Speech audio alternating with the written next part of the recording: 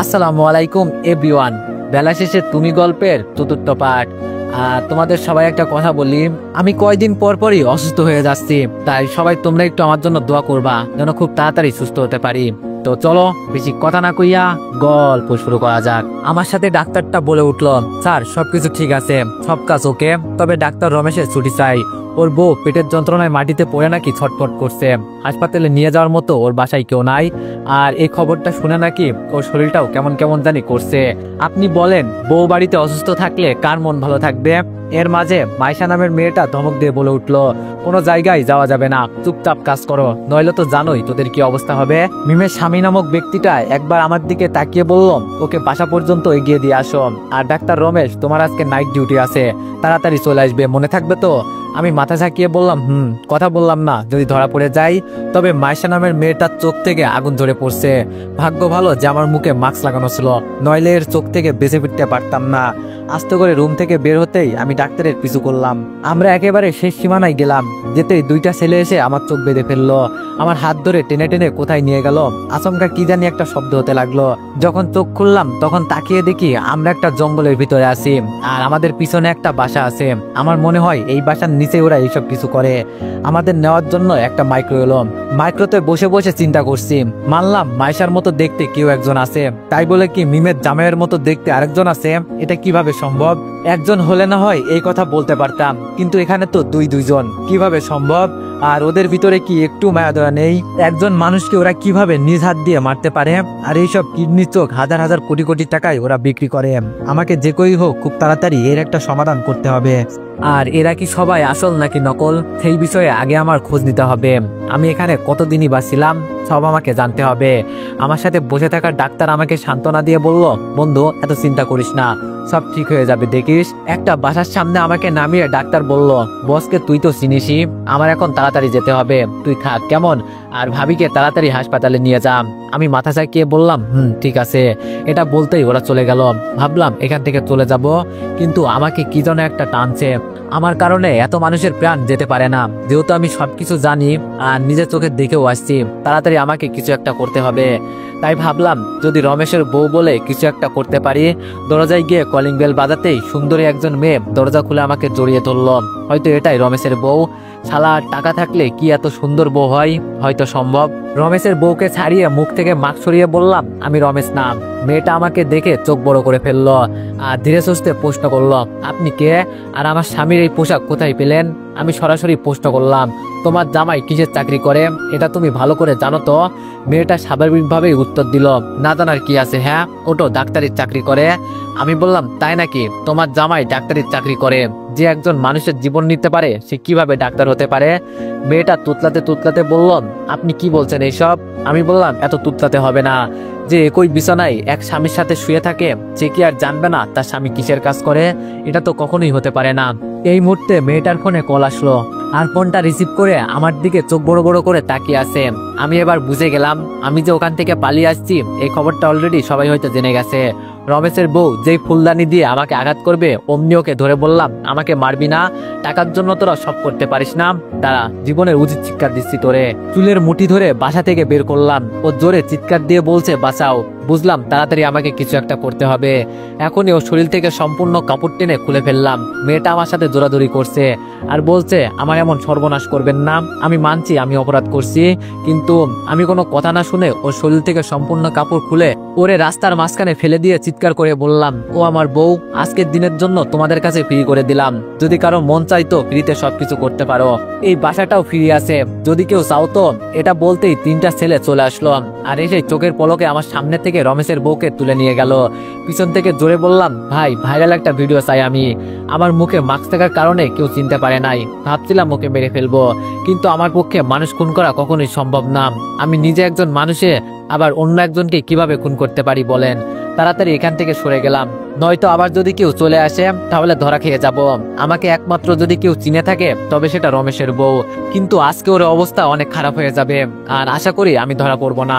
একটা দোকানে গিয়ে বললাম, ভাই 1 মিনিট কথা বলা যাবে, কিছু টাকা আনার ছিল। দোকানদার বলল ঠিক আছে বলেন। আপুকে কল দিতেই আপু কল ধরে বলল, কে বলছেন? আমি বললাম, আপু আমি। আপু অনেকটাই আগ্রহ নিয়ে জিজ্ঞেস করলো, ভাই তুই কই? আজ 3 দিন ধরে তুই নিখোঁজ, মাইশার বাবা সহ আমরা সবাই মিলে তোরে খুঁজতেছি, কিন্তু পাই নাই। তুই কই আছিস এখন? আজ 3 দিন ধরে আমি নিখোঁজ, আর আমি নিজেই জানি না। অবশ্য জানবো কিভাবে, আমি তো অজ্ঞান ছিলাম। আমি বললাম, হ্যাঁ আপু, আমি একটু ঢাকায় আসছি একটা ইমার্জেন্সি দরকারে, আপু একটা হেল্প কর না। আপু বলল, যেভাবে বলছিস মনে হচ্ছে জানো আমি তোর জন্য আপু না। আমি বললাম, আচ্ছা সরি। শোন আপু, এই নম্বরে কিছু টাকা দিতে পারবি? আমি এসে তোরে দিয়ে দিব। আমার পকেট মারা হয়েছে। আপু হাসি দিয়ে বলল, আমার কিপটে ভাইয়ের পকেট মারা হয়েছে, সেটা আমার কোনোভাবেই বিশ্বাস হচ্ছে না। আমি বললাম, ধুর, এমনিতেই আসি বিপদে, তুই দিবি কিনা তা বলতো। আপু বলল, দিচ্ছি। ফোনটা কেটে দেওয়ার 2 মিনিট পরই টাকা এসে গেল। এখন আবার বাড়িতে যেতে হবে। টিকিট কেটে বাসে উঠে গেলাম। বসে বসে চিন্তা করছি, আজকে যা দেখলাম তা কি আসলে সত্যি, নাকি আমার চোখের দেখা ভুল। কিন্তু নিজ চোখে যা দেখছি তা তো আর অবিশ্বাস করতে পারি না।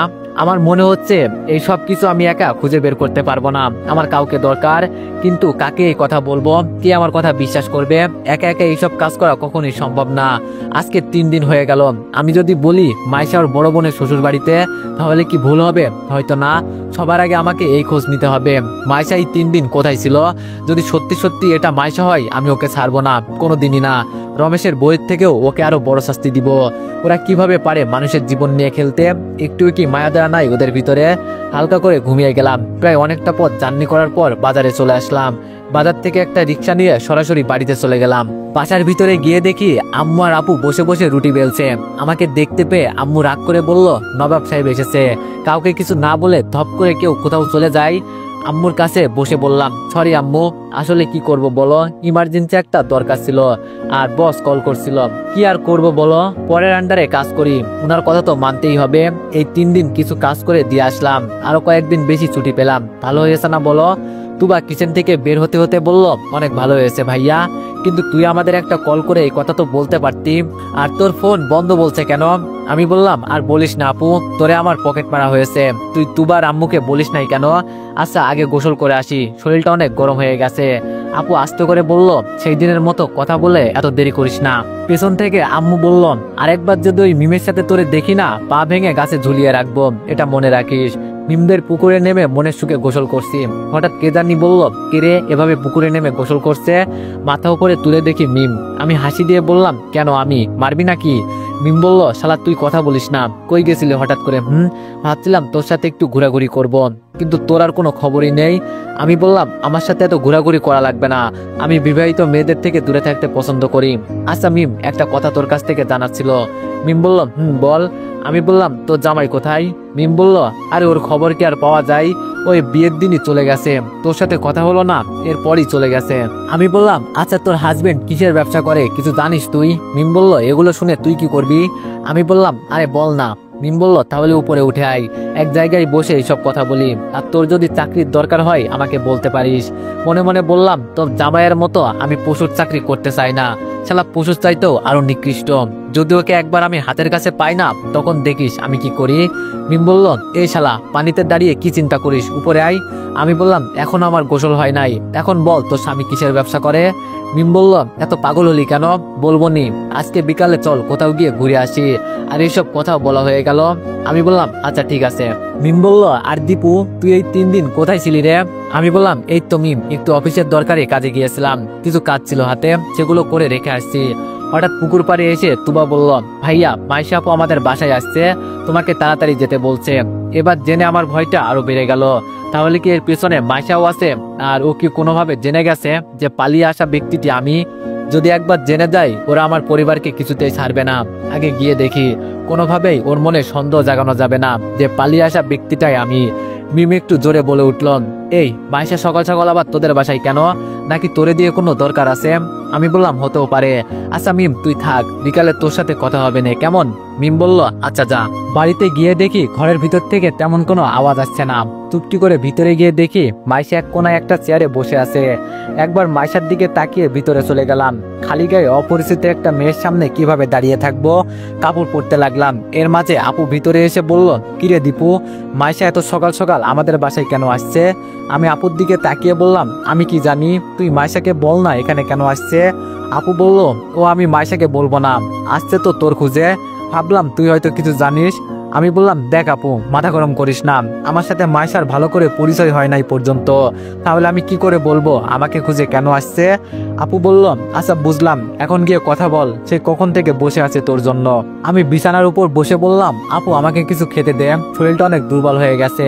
আপু আমার মাথায় হাত দিয়ে বলল, সত্যি করে বলতো তুই এতদিন কোথায় ছিলি? আমি বললাম, সন্দেহ করিস আপু আমাকে? আপু আমাকে চোখ রাঙিয়ে বলল, মিথ্যা কথা বলিস আমার সাথে, যখন থেকে তুই এখানে আসলি তখন থেকেই তোরে দেখছি কেমন কেমন করতে। আমি বুঝে গেছি তোর কিছু একটা হয়েছে। বুঝলাম আপু সবকিছু বুঝে গেছে যে আমি অফিসে ছিলাম না। ভাই, আমি মিথ্যা কথা বলে বেশিক্ষণ থাকতে পারি না, সবাই আমাকে কিভাবে যে ধরে ফেলে বুঝি না। আপু জোরে ধমক দিয়ে বলল, আমি তোরে কি বলছি? আমি বললাম, আচ্ছা বোন, সব বলবো, আগে আমাকে কিছু খেতে দে। আপু বলল, আচ্ছা তাহলে তুই বস, আমি তোর জন্য খাবার নিয়ে আসছি। এটা বলতেই আপু চলে গেল। বসে বসে চিন্তা করছি, এটাই কি সেই মাইশা? তার ভিতরে কোনো মায়া দেওয়া নাই, কিন্তু একে দেখে তো আমার এমন লাগছে না। কি শান্তশিষ্ট হয়ে বসে আছে। কি স্যার, আপনার জন্য কি আমার আরো অপেক্ষা করতে হবে? বলেন তাহলে অপেক্ষা করি। রুমের ভিতরে ঢুকে মাইশা এই কথাটা বলল। আমি মাথা উঁচু করে ওর দিকে তাকিয়ে বললাম, আমি আপনাকে অপেক্ষা করতে বলছি, আর হঠাৎ করে আমাকে দিয়ে আপনার কি দরকার? মাইশা বলল, দরকার আছে দেখেই তো আসছি।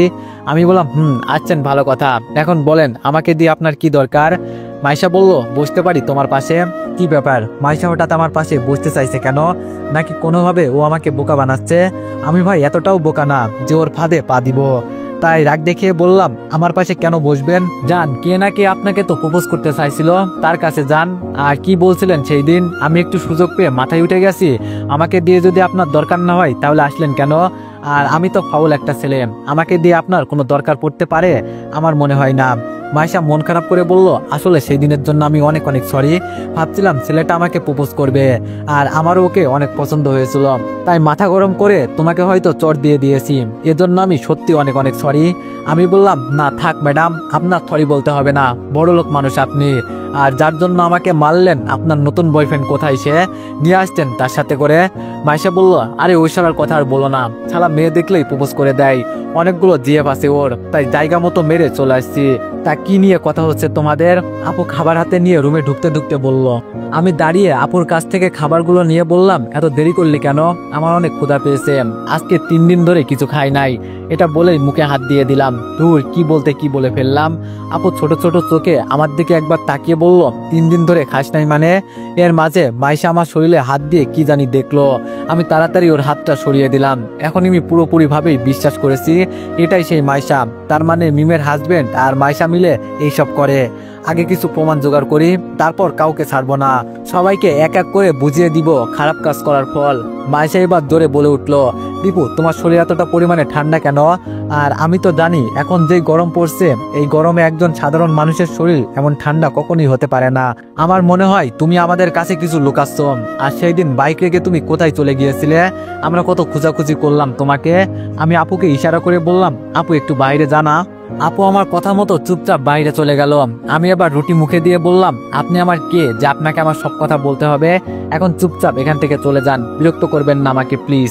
মাইশা বলল, মান হয়ে গেছে না তোমার খুব? আমি বললাম, না মান হবে কেন? যেভাবে আমাকে প্রশ্ন করা শুরু করছেন না, মনে হচ্ছে জানো আপনি আমার বিয়ে করা বউ। এটা শুনে মাইশা কিছুক্ষণ চুপচাপ দাঁড়িয়ে রইল। একটু পর আমার পাশে বসে আমার থালা থেকে রুটি মুখে দিয়ে বলল, আমি তো জাস্ট জানতে এসেছি তুমি এতদিন কোথায় ছিলে। ভাবছিলাম আমি চড় দেওয়ার কারণে তুমি রাগ করে কোথাও চলে গেছো, এজন্য আমার মনের ভিতরে একটা ভয় কাজ করছিল, তাই তো আমি তোমার খোঁজ নিতে সকাল সকাল এখানে চলে আসলাম। সত্যি সেদিন তোমার সাথে আমি বাজে আচরণ করছি, তোমাকে চড় দেওয়াটা আমার ঠিক হয় নাই, এর জন্য আমি মাপ চাইছি, সরি। মাইশার হাতে থালাটা দিয়ে বললাম, আগে কিছু খেয়ে নেন, আমিও আসলেই সরি, কিন্তু সেই দিন আপনি আমার গালে চড় দেওয়ার কারণে আমার অনেক রাগ হয়ে গিয়েছিল জানেন। আমি তো একটু মজা করতে গিয়ে এই সব কথা বলেছি, আর আপনি দিলেন আমাকে মেরে। মাইশা বলল, বলছি তো আমি আমার ভুল হয়েছে, আমাকে মাফ করে দাও, আর কখনো তোমার সাথে আমার এমন হবে না। আমি বললাম, এমন হবে না তাই তো, আর হলেই বা কি, আমি তো এটা বলি যে আমার জীবনে যেন আপনার সাথে আর দেখা না হয়। মেয়েদের মন কখন যে কি করে বসে ওরা নিজেও জানে না। মাইশা বলল, এতটাই পরিমাণে খারাপ আমি? হঠাৎ করে মাইশার পেটের উপর আমার নজর পড়লো। কি সুন্দর, দেখে তো লোভ জেগে গেল। মেয়েদের পেট যে এতটা সুন্দর হয় সেটা আমার আগে জানা ছিল না। আর যে এক বউ ছিল আমার, ওর দিকে তো একবার ভালো করে তাকিয়েও দেখতে পারি না। তখন তো সারাক্ষণ টাকা নিয়ে চিন্তা থাকতো। আসলে সব দোষ আমার, আমি নিজেই তো মিতুকে ঠিকমতো সময় দিতে পারি নাই, কিন্তু ও তো নিজেকে একটু কন্ট্রোল করতে পারতো। থাক, এইসব কথা আর বলি না। মাইশা শাড়ির আঁচল দিয়ে পেট ঢেকে দিতেই মুখ দিয়ে আপনা আপনি বের হয়ে গেল। থাক না এভাবে, আর একটু দেখি, খুব সুন্দর। মাইশা একটু ঘাবড়ে গিয়ে বলল, মানে কি বলছেন আপনি, সুন্দর মানে? মাইশার কথায় আমার হুঁশ আসলো, তাড়াতাড়ি বলে উঠলাম, আরে কিছু না, এমনি বললাম। মাইশা বলল, তাহলে ভালো, এখন চলেন আমাদের বাসায়, বাবা আপনাকে আমার সঙ্গে নিয়ে যেতে বলেছে। আমি বললাম, তোমার আপু কি চলে আসছে শ্বশুর বাড়ি থেকে? মাইশা বলল, আমরা তো একসাথে এসেছি। আমি বললাম, একসাথে এসেছো মানে? তুমি কি তোমার আপুর সাথে ছিলে নাকি? মাইশা বলল, কেন, আপনি না সেই দিন আমার সাথে আপুর শ্বশুর বাড়ি গিয়ে কথা বললেন, আর এখনই ভুলে গেলেন? বুঝলাম না ভাই কিছু। ওরে, তাহলে এটা কি সেই মাইশা না? মাইশা যদি এতদিন ওর বোনের সাথে থাকে, তাহলে সেই দিন আমার নিজ চোখে দেখা মেয়েটা কে ছিল? এই মাইশার সাথে আবার ওই মাইশার কোনো সম্পর্ক নেই তো? আরে না, এটা কোনোভাবেই হতে পারে না। ওর আপুর কাছে বললেই তো আমি সবকিছু জানতে পারি। মাইশা কি সত্যি ওর আপুর বাসায় ছিল কিনা? মাইশা বলল, এই যে দীপু সাহেব, আপনি একটু পর পর কি চিন্তা করেন? আমি বললাম, কিছু না, তাহলে চলো তোমার বাবার সাথে দেখা করে আসি। মাইশা বলল, চলেন। সেই কখন থেকে যে আপনার জন্য আমি অপেক্ষা করছি, কিন্তু আপনার কোনো খোঁজ খবরই নাই। রুম থেকে বের হতেই আম্মু বলল, কিরে দীপু, কই যাস? আমি বললাম, এই তো আম্মু, মাইশার সাথে একটু ওদের বাসায় যাব, ওর বাবার নাকি আমাকে দিয়ে কি দরকার আছে। পিছন থেকে আপু বলল, তাড়াতাড়ি চলে আসবি। মাইশাকে নিয়ে হেঁটে হেঁটে বাগান দিয়ে যেতে যেতে বললাম, এই গ্রামের পরিবেশ আমার কাছে খুব ভালো লাগে জানো মাইশা তুমি? মাইশা বলল, আমারও অনেক ভালো লাগে, এজন্য তো 1 মাস পর পর আমাদের গ্রামের বাড়িতে আসি। আমি বললাম, আচ্ছা মাইশা, তোমাকে একটা প্রশ্ন করব। মাইশা বলল, করো। আমি বললাম, তোমার কি কোনো যমজ বোন আছে? এটা বলতেই মাইশা আমার দিকে একটু সন্দেহ দৃষ্টিতে তাকিয়ে বলল, না, কেন? আর হঠাৎ এই কথা বললেন কেন? আমি বললাম, আরে না, এমনি বললাম। বলছি তোমার কোনো যমজ বোন থাকলে খুব ভালোই হতো, তাই বলছি আর কি। ওকে বুঝতে দিলাম না যে আমি কি বলতে চাইছি। মাইশার সাথে ভালো মন্দ কিছু কথা বলতে বলতে মাইশাদের বাসায় চলে আসলাম। কলিং বেল বাজাতেই মাইশার আব্বু এসে দরজা খুলে দিল। আমি ওনাকে দেখে সালাম দিয়ে ভিতরে গিয়ে বসলাম। কিছুক্ষণ পর আঙ্কেল হাতে করে আপেল মুখে দিয়ে খেতে খেতে বলল, তোমাকে আমি কত ভালো মনে করতাম, আর তুমি সেই দিন আমাদের সবাইকে টেনশনে রেখে চলে গেছো, একবারও তো কাউকে ফোন করে কিছু বলতে পারতে নাকি? আমি বললাম, আসলে অনেক অনেক সরি আঙ্কেল, বস ইমার্জেন্সি কল করে বলছে তাড়াতাড়ি না গেলে আমার চাকরি চলে যাবে। এতদিন চাকরির মায়া কি আর ছাড়া যায় বলেন, তাই সবকিছু ফেলে চলে গিয়েছিলাম। আর আপনার বাইকটা আনিয়েছেন কাউকে দিয়ে? আঙ্কেল বলল, তোমাকে খুঁজতে গিয়ে দেখি রাস্তার মাঝখানে বাইক পড়ে আছে। আর এমন চাকরি করা লাগবে না, এটা বাদ দাও, আমার অফিসে ঢুকে পড়ে স্বাধীন মতো চাকরি করতে পারবে, কেউ তোমাকে কিছু বলার সাহস পাবে না। পিছন থেকে মাইশা বলে উঠলো, কার চাকরি চলে যাচ্ছে বাবা? আঙ্কেল বলল, এই তো মা, দীপুর কথা বলছি, ও না গেলে নাকি ওর চাকরি চলে যেত। আমাদের হেড অফিসে যেই পদটা খালি আছে না, ওটা দীপুকে দিয়ে দে। আমি বললাম, আরে না আঙ্কেল, লাগবে না, যদি চাকরি ছেড়ে দিই তাহলে বলবো। মাইশা মুচকে হাসি দিয়ে বলল, চাকরি থাকলে তো ছাড়বে। আঙ্কেল মাইশার দিকে তাকিয়ে বলল, কি বললি মা, বুঝলাম না কিছু। মাইশা বলল, বুড়ো হয়ে যাচ্ছ না বাবা তুমি, তাই এত কিছু বুঝবে না। আর দীপু, তোমার যদি সময় থাকে আমার সাথে ছাদে চলো, আমার তৈরি করা ফুলের বাগানটা দেখাবো। আমি বললাম, আঙ্কেল আপনি তাহলে থাকেন, আমি উপরে আসি। আঙ্কেল বলল, ওকে যাও, তবে আমাদের বাসা থেকে একসাথে খাবার দাবার করে যাবে, কেমন? আমি বললাম, আচ্ছা ঠিক আছে আঙ্কেল। উপরে যেতে যেতে মাইশা বলল, মিতুকে ডিভোর্স দিয়ে দিছেন? আমি বললাম, মিতুকে? আর কার কথাই বা বলছেন? মাইশা বলল, আর নাসিনার ভান করতে হবে না, আমি তোমার আপুর কাছ থেকে সবকিছু শুনে ফেলছি, উনি আমাকে সব বলছে। আমি বললাম, ও তাহলে সবকিছু জেনেই গেলে, তাহলে শোনো, ডিভোর্স দেওয়া হয় নাই, তবে খুব শীঘ্রই দিয়ে দিব, দেখে আগে কি হয়। মাইশা বলল, এই পরকীয়ার পরেও যদি ও আপনার কাছে ফিরে আসতে চাই তাহলে গ্রহণ করবেন? আমি বললাম, গ্রহণ করব না মানে? অবশ্যই গ্রহণ করব, তবে ও যখন আসবে না, ঘর থেকে লম্বা ছুরিটা দিয়ে ওকে টুকরো টুকরো করে নদীতে ভাসিয়ে দিয়ে পরে আমি জেলে চলে যাব, ঠিক এভাবেই গ্রহণ করব। মাইশা বলল, পরকীয়া জিনিসটা অনেক খারাপ, কিন্তু মেয়েরা তো এটা বোঝে না, লুকিয়ে আর কয়দিন এসব করবে, মনে রেখো ধরা পড়লে কিন্তু জামিন নাই। কেন অন্য মেয়েরা যদি এক স্বামীতে আসক্ত থাকতে পারে, তুমি রঙ্গিলা মেয়ে কেন পারবে না? তুমিও তো মেয়ে, ও তো একটা মেয়ে, তফাৎ শুধু ভালোবাসায়। যারা ভালোবাসা না বুঝে তারা এইসব কাজ করে। আমি বললাম মাইশা, তুমি খুব সুন্দর কথা বললে। আর এগুলো কি তোমার লাগানো ফুল গাছ নাকি? ছাদের এক কোনায় সুন্দর করে সাজানো অনেকগুলো ফুল গাছ রাখা আছে। মাইশা বলল, সব আমার লাগানো ফুল গাছ। আমি না থাকলে আমাদের বাসার কাজের বুয়া এগুলো দেখে, আর আমি তো মাঝে মাঝে আসি। আমি বললাম এখানকার সবকিছু মিলিয়ে আমার কাছে পরিবেশটা অন্তত ভালো লাগছে। মাইশা বলল, দীপু আমার দিকে একবার তাকিয়ে একটা সত্যি কথা বলবে? মাইশার কথা শুনে আমি ওর চোখের উপর তাকালাম, কিন্তু একটু পরেই চোখ সরিয়ে নিলাম। কেমন জানি একটা মায়া কাজ করছে আমার। মাইশার চোখের জাদু আমাকে কাছে টানছে। যতবারই আমি ওর কাছে আসছি কেমন জানি অন্যরকম একটা ফিলিংস হচ্ছে আমার। দূর, আমি এইসব কি চিন্তা করছি, কোথায় আমি আর কোথায় ও। আবার আমি একটা বিয়েও করেছি, কি রেখে যে কি চিন্তা করি না আমি মাঝে মাঝে। মাইশা বলল, কি হলো, চোখ সরিয়ে নিলে কেন? আমি বললাম, এমনি। বলো তুমি কি বলতে চাও। মাইশা বলল, এই 3 দিন তুমি কোথায় ছিলে আমি একটু জানতে চাই। আমি বললাম, সত্যি জানতে চাও? তাহলে শোনো। এই 3 দিন আমি আমার এক ফ্রেন্ডের বাসায় ছিলাম। আমি দেখতে চেয়েছিলাম আমি না থাকলে কার কার খারাপ লাগে আমার জন্য। আর বিশেষ করে ওর বিয়ের দাওয়াত ছিল, তাই সবকিছু রেখে সরাসরি ওর বিয়েতে চলে গেলাম। মজা করতে করতে কিভাবে যে 3 দিন চলে গেল বলতেই পারি না। তবে বিয়ে বাড়ি থেকে আমার ফোনটা হারিয়ে গেছে, এজন্য তো আমাকে কলে কেউ পাইনি। মাইশা আবার হতাশ হয়ে আমার দিকে তাকিয়ে বলল, ও। মনে মনে বললাম, মাইশা আমার কাছ থেকে কি জানতে চাইছে? আরে ভাই, আমার মাথায় এখন কাজ করছে না, এই মাইশাটাই কে? আর 2 জন মাইশার দেখতে তো একদম হুবহু হতে পারে না, একটু হলেও তো ব্যবধান থাকতে পারে না ওদের মাঝে। কিন্তু আমি কাকে দেখে কাকে মাইশা বলবো? আমাকে সবকিছু জানতে হবে। মাইশা বলল, ওই মিয়া, আবার কি ভাবো? আমি বললাম, কিছু না মাইশা। আচ্ছা আমি তাহলে আজকে আসি, কেমন? মাইশা বলল, দীপু। আমি বললাম, কিছু বলবে কি আবার মাইশা? মাইশা বলল, বলার জন্যই তো এখানে নিয়ে আসছি। আমি বললাম, তাহলে বলো কি বলবে। আর সেই কখন থেকে কি বলতে চাও আমি দেখছি, কি বলো না আমাকে বলো। এখানে চলো, ওখানে চলো, যা বলার দরকার তোমার সরাসরি বলে দিলেই তো পারো, এত মনের ভিতরে চেপে রাখতে হবে না। মাইশা বলল, আচ্ছা দীপু, মনে করো হঠাৎ করে তোমাকে একটা মেয়ে প্রপোজ করছে, তুমি কি তাকে না করে দিবে? আমি হাসতে হাসতে বললাম, আমাকে আবার মেয়ে প্রপোজ করবে মাইশা? তোমার কথাটা শুনে আমার হাসি পেয়েছে। যেই মেয়ে জানবে আমার আগে একটা বউ ছিল, সে আর কোনো জন্মেই আমাকে প্রপোজ করবে না। মাইশা বলল, একটা বিয়ে করলে কি হবে? তোমাকে দেখে এখন যে কোনো মেয়ে প্রেমে পড়ে যাবে।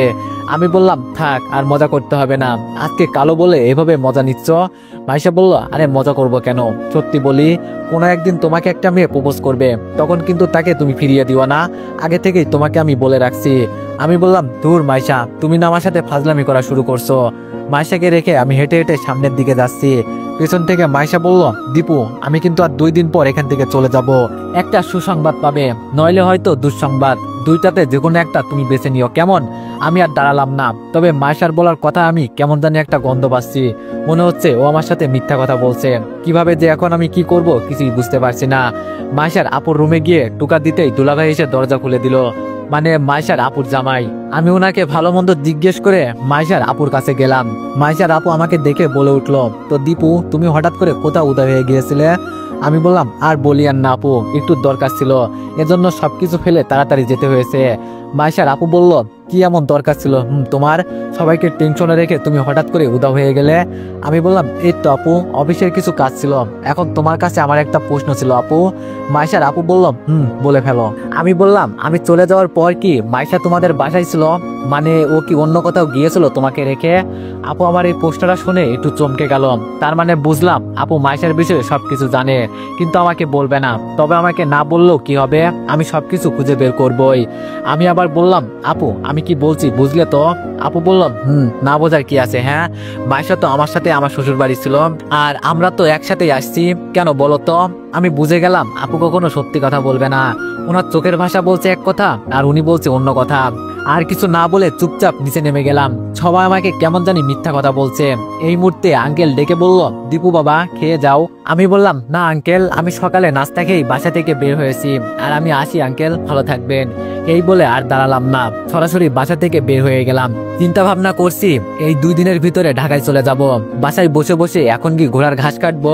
একটা চাকরি তো খুঁজতে হবে। সেই দিন শিক্ষকের একটা নিয়োগ চোখে পড়লো, ভাবলাম আবেদনটা করেই ফেলি, চেষ্টা তো করা লাগবে নাকি। বাড়িতে গিয়ে শুনলাম আপু বলছে বিকালে নাকি তোমাদের দেখতে আসবে। তাই আপুকে জিজ্ঞেস করলাম, আপু পাত্রটা কে রে? আপু বলল, আসলেই তো দেখতে পারবি। এর মাঝে আম্মু এক গাদা রাগ নিয়ে আমার হাতে কতগুলো পিঠা ধরিয়ে দিয়ে বলল, নে খা, জীবনে বোনের খাওয়া খা। কত করে বললাম বাবা এই মেয়ের থেকে যতটা সম্ভব দূরে থাকতে পারিস, কিন্তু না, আমার কথা একদম শোনে নাই। থাক তুই তোর মতো, যা ইচ্ছা হয় তাই কর। এটা বলেই আম্মু ভিতরে চলে গেল। আমি আপুর দিকে তাকিয়ে বললাম, কি হয়েছে যে আপু, মাই ডিয়ার মমের? তো এভরিওয়ান, নেক্সট পার্টের জন্য সবাই অপেক্ষা করো, আর সবাই একটু বেশি বেশি লাইক আর কমেন্ট করে দিও। ধন্যবাদ।